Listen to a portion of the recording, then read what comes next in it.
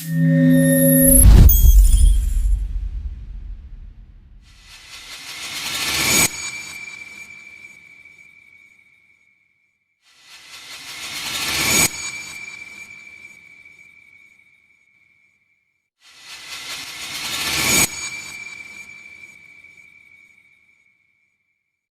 akan marah.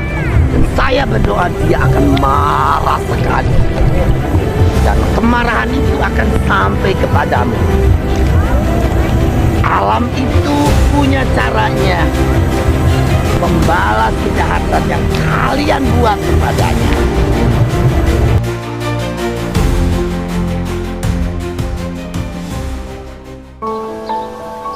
Kan namanya kita drop out dari SMA, mau kerja apa, ngelamar mana-mana juga nggak bisa. Cleaning service aja sekarang harus SMA, atau zaman itu juga sama, paling tidak SMP.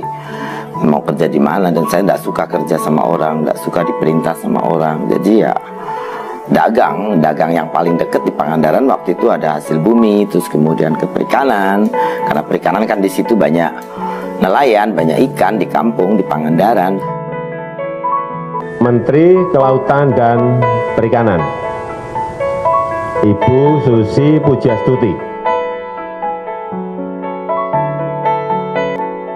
Karena itu amanah undang-undang, selama undang-undang tidak diganti ya tidak boleh berhenti.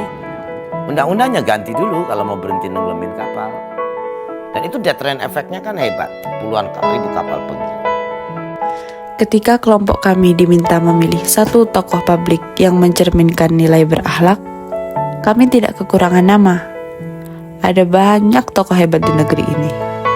Tokoh berpendidikan tinggi, berpengalaman panjang, penuh penghargaan.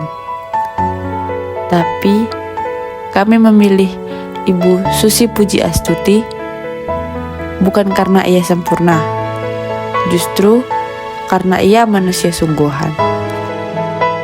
Susi Pujiastuti adalah sosok inspiratif yang membuktikan bahwa kesuksesan tidak selalu harus mengikuti jalur yang biasa. Beliau lahir pada tanggal 15 Januari 1965 di Pangandaran, Jawa Barat. Sejak muda, Susi dikenal sebagai pribadi yang mandiri dan berani mengambil keputusan. Bahkan, beliau tidak menyelesaikan pendidikan formal di bangku SMA. Namun hal itu tidak menghentikan langkahnya untuk terus belajar dan berkembang melalui pengalaman. Perjalanan karirnya dimulai dari bisnis kecil-kecilan sebagai pengepul ikan.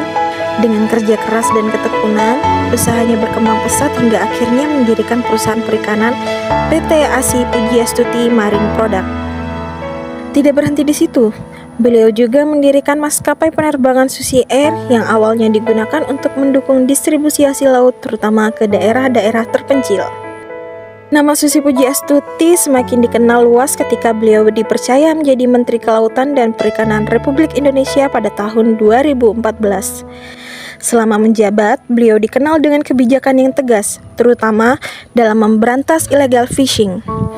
Salah satu langkahnya yang paling dikenal adalah penenggelaman kapal-kapal pencuri ikan yang menjadi simbol keberanian dalam menjaga kedaulatan laut Indonesia. Kalau udah begitu kejahatan terhadap negara berkali-kali, masa ya kita mau toleran?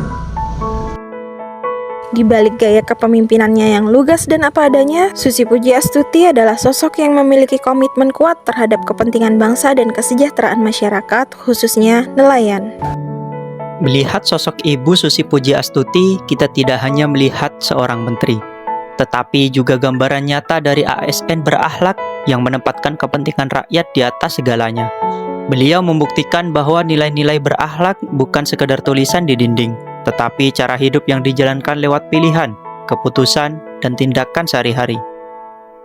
Dari sisi berorientasi pelayanan, Ibu Susi selalu memprioritaskan nelayan kecil dan masyarakat pesisir, bukan hanya untuk kelompok besar yang bermodal kuat. Soal akuntabilitas, beliau dikenal menolak suap besar, terbuka kepada publik, dan siap mempertanggungjawabkan setiap langkah kebijakannya. Sebagai seorang yang kompeten, latar belakang sebagai pengusaha kelautan membuatnya benar-benar paham kondisi lapangan, sehingga kebijakannya tepat sasaran. Ibu Susi juga menunjukkan kesetiaan yang tinggi pada negara. Meskipun menghadapi tekanan dari berbagai pihak, beliau tetap teguh pada keputusan yang diyakini baik untuk kepentingan bangsa. Di saat yang sama, beliau membangun hubungan harmonis dengan masyarakat pesisir sambil menggandeng KKP, TNI, Polri, dan mitra internasional dalam menjaga laut Indonesia.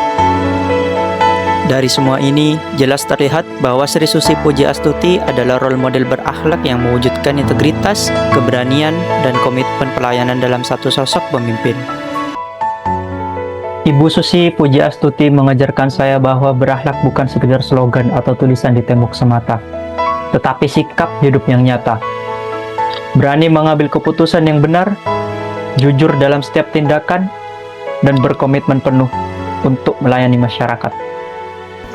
Susi Pujiastuti menunjukkan bahwa nilai-nilai berakhlak bukan hanya sekedar teori, tetapi juga harus ditunjukkan dalam tindakan nyata, seperti berani mengambil keputusan, berpihak pada kepentingan publik, bekerja dengan integritas, serta terus belajar dan pengalaman.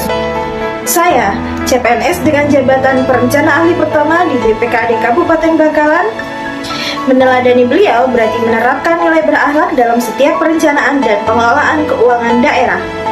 Saya memilih Ibu Susi Pujiastuti sebagai role model bukan sekedar karena kekaguman, tapi karena beliau membuktikan sesuatu yang sering kita lupakan, bahwa jabatan bukan syarat untuk berintegritas, bahwa keberanian bukan milik mereka yang sempurna. Dari beliau saya belajar bahwa menjadi abdi negara yang baik bukan sekedar seberapa tinggi posisi kita, tapi seberapa jujur kita berdiri di posisi itu.